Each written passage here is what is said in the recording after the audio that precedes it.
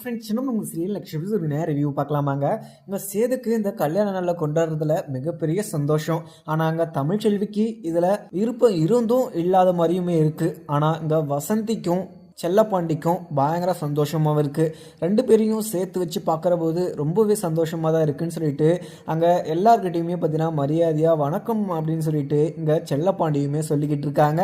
அங்கே ராஜாங்கமும் செல்லப்பாண்டி மேலே பயங்கர கோபமாக தான் இருந்தாங்க. செல்லப்பாண்டி பண்ண விஷயத்துக்கு ராஜாங்கம் பயங்கர கோபமாக இருந்தாலுமே ஆனால் வந்தவங்களை வாங்க அப்படின்னு சொல்லிட்டு சிரிச்சுக்கிட்டே வணக்கம் வச்சாங்க. அதுக்கப்புறம் இங்கே ராஜாங்கமும் அந்த 10 ஜோடிகளுக்கும் சீர் கொடுக்குறதா சொல்லிட்டு இருந்தாங்க. அது அந்த பொருளுமே வந்துட்டு அந்த பொருளையுமே செக் பண்ணிக்கிட்டு இருக்காங்க. அதுக்கப்புறம் எல்லா பொருளும் வந்துடுச்சு இல்லை, எல்லாமே பார்த்தீங்கன்னா கரெக்டாக இருக்கணும் அப்படின்னு சொல்லிட்டு ராஜாங்கமும் அங்கே இருக்கிற ஆட்களுக்கிட்ட சொல்லிக்கிட்டு இருக்காங்க. அதுக்கப்புறம் அப்பத்தாவும் ரொம்பவே சந்தோஷமாகவும் அங்கே மோகனா கிட்ட, மோகனா அவங்கள ரெண்டு பேரையும் சேர்த்து வச்சு பார்க்குறதுல எனக்கு ரொம்ப சந்தோஷமாக இருக்குது. அவங்க இப்படி பார்க்கணும் அப்படின்னு சொல்லிட்டு தான் எனக்கு ஆசை. அதான் ஆனால் இவ்வளோ கூடிய சீக்கிரம் நடக்கும் அப்படின்னு சொல்லிட்டு நான் நினச்சி கூட பார்க்கல அப்படின்ற மாதிரியுமே சொல்லிக்கிட்டு இருக்காங்க.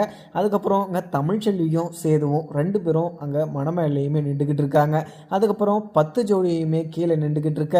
அதுக்கப்புறம் ராஜாங்கமும் ஒரு பேப்பரையுமே எடுத்துகிட்டு வந்து இங்கே தமிழ்ச்செல்விக்கிட்டேயும் சேதுக்கிட்டேயுமே கொடுக்குறாங்க. இங்கே ரெண்டு பேரும் அதை பார்த்து நீங்கள் படிங்க அப்படின்ற மாதிரியுமே சொல்கிறாங்க. உடனே எங்களுடைய கல்யாண நாளை முன்னிட்டு உங்களுக்கு 10 ஜோடிகளுக்கும் கல்யாணம் பண்ணி உங்களுக்கு நகையுமே போட்டு உங்களுக்கு சீரு எல்லாமே வழங்கப்படும் அப்படின்ற மாதிரியுமே சொல்கிறாங்க. அதை கேட்டதும் எல்லா ஜோடிகளுக்கும் ரொம்பவே சந்தோஷமாக இருக்குது. இதை கேட்டுட்டு அவங்க ரொம்பவே ஹாப்பியாக இருந்தாலுமே, ஏன்னா ஏழைய எளிய மக்களுக்கு இது மாதிரி ஒரு நல்லது பண்ணுறதுல அங்கே ரெண்டு பேருக்கும் நல்ல புண்ணியம் அப்படின்ற மாதிரியுமே ஜோசியர் சொல்லியிருப்பார்.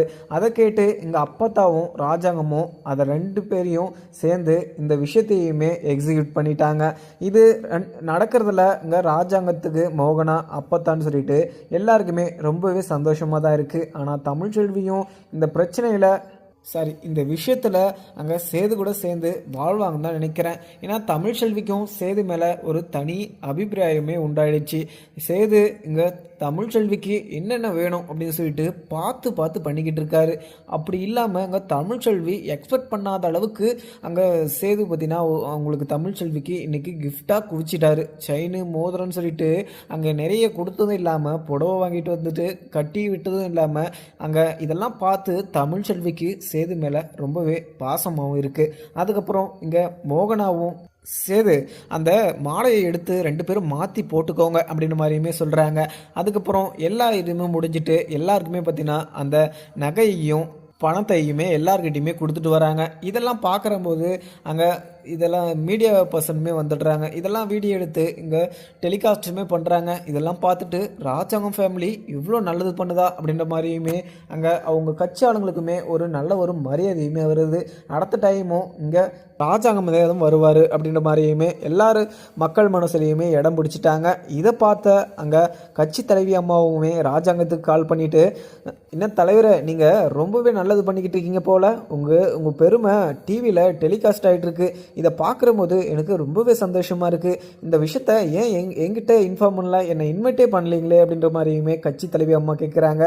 உடனே அம்மா அது மாதிரியெல்லாம் ஒன்றும் இல்லை, உங்களை கூப்பிடாமலா, சரி நீங்கள் ரொம்பவே பிஸியாக இருப்பீங்க, அதனால் நாங்கள் உங்களை எதுவுமே காண்டாக்ட் பண்ணலை.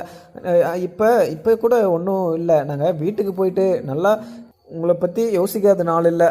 நீங்கள் ரொம்ப பெரிய நல்ல மனசு உள்ளவங்க, ஏன்னா உங்களை பற்றி எனக்கு தெரியும், ஆனால் நீங்கள் நிறைய வேலை இருப்பீங்க அப்படின்னு சொல்லிட்டு தான் நான் உங்களை டிஸ்டர்ப் பண்ணலை அப்படின்ற மாதிரியுமே ராஜாங்கம் சொல்லிட்டுறாரு.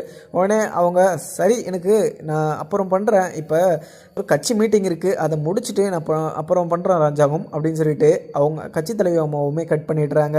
அதுக்கப்புறம் இங்கே மோகனாவை கூப்பிட்டு ராஜாங்கமும் அந்த பொருளெல்லாம் கரெக்டாக இருக்கான்னு போயிட்டு செக் பண்ணிட்டு வந்துடும் மோகனா, ஏன்னா எல்லாமே கரெக்டாக இருக்கணும். நம்ம சேதுக்கும் தமிழ்ச்செல்விக்கும் இன்றைக்கி கல்யாண நாள், அதுக்கு என்னென்ன பண்ணணுமோ அதை நம்ம கரெக்டாக பண்ணணும் அப்படின்ற மாதிரியுமே சொல்லிக்கிட்டு இருக்கவும், உடனே அப்பத்தா அங்கே இருக்கிற வாழைப்பழத்தை எடுத்து சேதுக்கு ஊட்டி விட சொல்கிறாங்க. அதே மாதிரி சேதுவும் ஊட்டி விட்றாங்க. இதை பார்த்தா ஈஸ்வரியும் சாபுத்திரியும் பயங்கர கோபமாக தான் பார்த்துக்கிட்டு இருக்காங்க. இங்கே அவங்க ஃபேமிலியிலே ஏகப்பட்ட பிரச்சனை போயிட்டுருக்கு. ஏன்னா இங்கே சாபுத்திரிக்கு அவங்க ராஜாங்கம் இவ்வளோ பணம் கொடுக்குறாரு அப்படின்ற ஒரு பொறாமை, ஆனால் ஈஸ்வரிக்கு போஸு இப்படி இருக்கான் அப்படின்ற ஒரு பொறாமை. ஏன்னா போஸு எப்படி எப்படியெல்லாம் வாழலாம் அப்படின்னு சொல்லிட்டுலாம் நினச்சிட்டு இருந்தாங்க. ஆனால் ஒரே ஒரே கல்யாணத்தில் அவன் லைஃபவே அப்படியே திருப்பி போட்டுச்சு அப்படின்னு சொல்லிட்டு இங்கே ஈஸ்வரி அங்கே காவியா சொல்கிறதெல்லாம் கேட்டுக்கிட்டு இருடா அப்படின்ற மாதிரியுமே ஈஸ்வரி போஸ்கிட்ட சொல்லியிருப்பாங்க. போஸு அந்த வேலையை செய்ய முடியாமல் அங்கே இருக்கிற சூப்பர்வைசரை கலெக்ட் பண்ணிவிட்டு அவருக்கு காசு கொடுத்துட்டு அங்கே இருக்கிற வேலையை எல்லாமே செய்யாமல் அங்கே ஏமாற்றிக்கிட்டு இருக்காரு. இதுவுமே என்றைக்குன்னா ஒரு நாளைக்கு காவியா அவங்க அப்பாவுக்குமே தெரிய வரும். அது தெரிய வரும்போது காவியா அங்கே போஸ் மேலே பயங்கரமாக கோவப்பட போகிறா. ஏன்னா இங்கே போஸு ஏற்கனவே குடிச்சிட்டு வந்துட்டு இங்கே காவியா கிட்ட பிரச்சனை பண்ணதும் இல்லாமல் காவியா பண்ணுறதுக்கெல்லாம் ராஜாங்கமும் சம்மந்தம் அப்படின்னு சொல்லிட்டு இருந்தாங்க. ஆனால் காவியாவுக்கு இங்கே போஸு இது மாதிரிலாம் பண்ணிக்கிட்டு இருக்கான் அப்படின்னு சொல்லிட்டு தெரிஞ்சிச்சுன்னா ஆனால் உண்டு இல்லைன்னு ஆயிடுவாங்க போஸுமே. அதுக்கப்புறம் இங்கே போஸு சாபுத்ரி சித்ரான்னு சொல்லிட்டு எல்லாருமே நின்றுக்கிட்டு இருக்காங்க.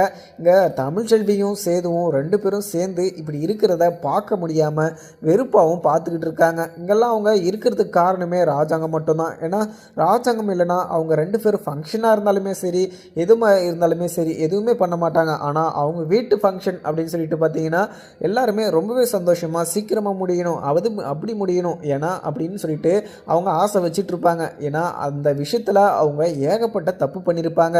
அதனால் அவங்க இந்த விஷயத்த டக்குன்னு முடிக்கணும் அப்படின்ற மாதிரிலாம் யோசிச்சுட்டு இருப்பாங்க. ஆனால் தமிழ்ச்செல்வியும் சேதுவும் அப்படி இல்லை.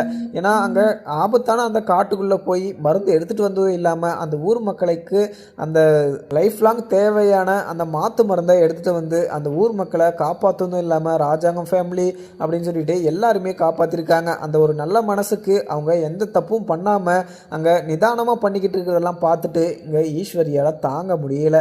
ஏன்னா ஈஸ்வரிக்கு இங்கே தமிழ்ச்செல்வியும் சேதுவும் நல்லாவே இருக்கக்கூடாது. ஏன்னா போஸோட கல்யாணத்தை இப்படி ஆக்கினத்துக்கு காரணமே போஸும் தமிழ்ச்செல்வியும் தான். இவங்க ரெண்டு பேரையும் சேர்ந்து சந்தோஷமாக வாழவே விடக்கூடாது அப்படின்னு சொல்லிட்டு தான் நினச்சிக்கிட்டு இருக்காங்க. ஆனால் அப்படி நடக்கவே போகிறதில்ல. ஏன்னா ரெண்டு பேரும் சேர்ந்து ரொம்பவே சந்தோஷம்தான் பட போகிறாங்க. ஏன்னா தமிழ்ச்செல்வி வயிற்றில் ரெட்டை குழந்தை இருக்குது அப்படின்ற விஷயம் இங்கே அப்பத்தாக்கும் வசந்திக்கு மட்டும்தான் தெரியும். அப்பத்தா இந்த விஷயத்த எப்போ சொல்ல போகிறாங்கன்னே தெரியல. ஆனால் அப்பத்தா இந்த விஷயத்த மறைச்சி வச்சுக்கிட்டு இருக்கிறதுக்கும் ஒரு காரணம் இருக்குது. ஏன்னா அப்பத்தா இந்த விஷயத்தை வச்சு அங்கே தமிழ்ச்செல்வியும் சேதுவையும் ரெண்டு பேரையும் சேர்ந்து ஒன்றா வாழ வைக்கணும் அப்படின்ற ஒரு ஆசையில் தான் அதை மறைச்சி வச்சுக்கிட்டு இருக்காங்க இன்னைக்கு வரைக்குமே. அதுவுமே கூடிய சீக்கிரத்தில் எல்லாருக்குமே பார்த்தீங்கன்னா தெரிய வரப்போகுது. ஏன்னா அப்பத்தான் இந்த விஷயத்த கூடிய சீக்கிரம் இந்த விஷயத்த எல்லாருக்கிட்டையுமே சொல்ல போகிறாங்க. ஏன்னா வசந்தியுமே எங்கள் அப்பத்தா கிட்ட சொல்லியிருப்பாங்க. ஏன் அப்பத்தா இந்த இப்போ தமிழ்ச்செல்வியும் சேதுவும் ரெண்டு பேரும் சேர்ந்து ஒன்றா தானே இருக்காங்க, இப்போ நம்ம அந்த விஷயத்த நம்ம எல்லாருக்கிட்டையுமே சொல்லிடலாம்ல அப்படின்னு மாதிரியுமே அப்பத்தா கிட்ட கேட்டிருப்பாங்க. ஆனால் அப்பத்தா இந்த விஷயத்த இப்போ யாருக்கிட்டையுமே சொல்ல வேணாம் வசந்தி, ஏன்னா நேரம் வரும்போது நான் இந்த விஷயத்த எல்லாருக்கிட்டையுமே சொல்லுவேன். ஏன்னா இந்த விஷயம் எல்லாருமே கேட்டாங்கன்னா ரொம்பவே சந்தோஷப்படுவாங்க. ஆனால் முதல்ல சந்தோஷப்படுறது தமிழ்ச்செல்வியாக தான் இருப்பா.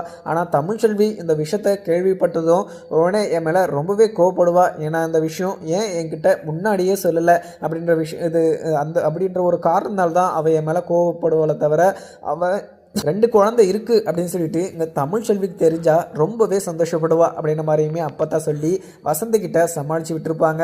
அதுவும் இல்லாமல் வசந்திக்கிட்டேயும் இங்கே செல்லப்பாண்டிக்கிட்டேயும் இங்கே ராஜாங்கம் எப்பவும் போல் அங்கே ரொம்பவே கோபமாக தான் இருப்பார். ஆனால் இவ்வளோ தப்பு பண்ணி மன்னிச்சுட்டு மறுபடியும் ஏற்று அவங்கக்கிட்ட பேசியிருப்பார். இதை நினச்சி செல்லப்பாண்டிக்கும் வசந்திக்கும் ரொம்பவே சந்தோஷமாக இருக்கும். இவங்கள ரெண்டு பேரையுமே பார்த்து ராஜாங்கம் எங்கள் அம்மா கிட்டேயும் அப்பா கிட்டேயுமே பேசுகிறாங்க அப்படின்றதுனால இங்கே தமிழ்ச்செல்விக்கு மிகவும் சந்தோஷம். அது இல்லாமல் மலரும் இங்கே தனமும் நின்றுக்கிட்டு இருக்காங்க. இவங்களை ரெண்டு பேரையும் சேர்த்து வச்சு பார்க்குறதுல எனக்கு ரொம்பவே சந்தோஷம் அப்படின்ற மாதிரி தான் மலருமே நினச்சிக்கிட்டு இருக்காங்க. ஏன்னா இங்கே மலருக்கு ஒன்றுனா இங்கே தமிழ்ச்செல்வி எல்லா ஹெல்ப்பும் பண்ணுவாங்க. அதுவும் இங்கே தமிழுக்கு ஒன்றுனா மலருமே நல்லாவே ஹெல்ப் பண்ணுவாங்க. இப்போ காவியாவும் இங்கே மலர்கிட்டையும் தமிழ்ச்செல்விக்கிட்டையும் நல்ல ஒரு ஃப்ரெண்டாகவுமே பேசிக்கிட்டு இருக்காங்க. ஆனால் இங்கே காவியா வந்ததுலேருந்து காவியா ரொம்பவே கெட்டவங்க அப்படின்ற மாதிரி தான் நினச்சிட்டு இருப்பீங்க. ஆனால் காவியா நல்ல ஒரு மனசு உள்ளவங்க அப்படின்றத இப்போ நீங்கள் வர எபிசோட்லேயே தெரிஞ்சிருக்கும். ஏன்னா காவியா அவ்வளோ நல்லவங்க, இங்கே போஸு இவ்வளோ கெட்டவன் அப்படின்னு சொல்லிட்டு தெரிஞ்சு அவனை திருத்தணும் அப்படின்னு சொல்லிட்டு கல்யாணம் பண்ணியிருக்காங்க. ஆனால் போஸு அது மாதிரி இல்லாமல் அவங்க காவியா சொல்கிறதெல்லாம் கேட்காம அங்கே அவர் பாட்டுக்கு ஒன்று செஞ்சுக்கிட்டு இருக்காரு. ஆனால் ஒரு நாளைக்கு இங்கே போஸு பண்ணுறதெல்லாம் காவியாவுக்கு தெரிய வந்துச்சுன்னா காவியா என்ன முடிவெடுப்பாங்கன்னே சொல்ல முடியாது. ஏன்னா காவியா அவ்வளோ கோவத்தில் இருக்காங்க போஸு மேலே. ஏன்னா போஸு இப்போ திருந்துடும் அப்படின்னு தான் நினச்சி நினச்சிக்கிட்டு இருக்காங்க காவியா. ஆனால் அங்கே கடைசி வரைக்கும் போஸ் திருந்தவே கூடாதுக்கு என்ன பண்ணணுமோ அதெல்லாம் பண்ணிக்கிட்டு இருக்காங்க. ஏன்னா இதுக்கெல்லாம் காரணமே ஈஸ்வரி தான், ஈஸ்வரியும் சித்ராவும் தான். ஏன்னா இங்கே போஸை சின்ன வயசுலேருந்தே கண்டித்து அங்கே நல்ல எண்ணங்களையும் நல்ல புத்திகளையுமே சொல்லி கொடுத்துருக்கணும். ஆனால் ஈஸ்வரியே அதே மாதிரி இருந்ததுனால அங்கே போஸையுமே அது மாதிரி தான் வளர்த்து வச்சுருக்காங்க. அதுக்கப்புறம் சாபுத்திரியும் தாமரையும், அண்ணா என்னென்ன இவங்களெல்லாம் உட்கார வச்சு பழம்லாம் ஊட்டி விட்டுட்ருக்கீங்க, அவ்வளோதான் முடிஞ்சிச்சா, இங்கே எல்லாமே முடிச்சுட்டு நம்ம பேசாமல் வீட்டுக்கு போகலான்னு அப்படின்ற மாதிரியுமே சாபுத்திரி இங்கே ராஜாங்கத்துக்கிட்ட சொல்லியிருப்பாங்க. இங்கே தமிழ்ச்செல்வியும் இங்கே சேதுவும் கல்யாணத்தை நல்லா பிரம்மாண்டமாக நடத்துகிறேன் அப்படின்ற மாதிரியுமே நான் வாக்கு கொடுத்துருப்பேன். இது நடக்கிறதுல உங்களுக்கு என்ன பிரச்சனை அப்படின்ற மாதிரியுமே ராஜாங்கம் அங்கே சாபுத்திரியை வாயடிச்சு வச்சுருப்பாங்க.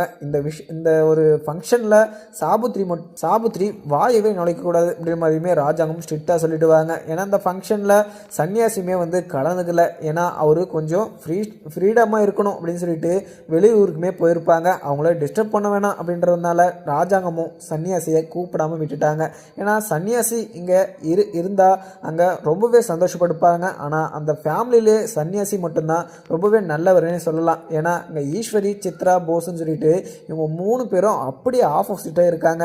இங்கே எவ்வளோ நல்லவராக இருக்காங்களோ சன்னியாசி அவ்வளோ ஆப்போசிட்டாக அவங்க கெட்டவங்களாக இருக்காங்க. ஆனால் இப்படி ஒரு ஃபேமிலியை அவங்க பார்த்துக்கிட்டு இருக்கிறதுல ரொம்பவே கஷ்டமாகவும் இருக்குது. ஆனால் அதெல்லாம் நினச்சி பார்க்காம அங்கே ராஜாங்கமும் அப்பத்தா சாபுத்திரி இவங்கெல்லாம் இருக்காங்க அப்படின்றதுனால கொஞ்சம் சந்தோஷமாக தான் இருக்கார் இங்கே சன்னியாசியுமே.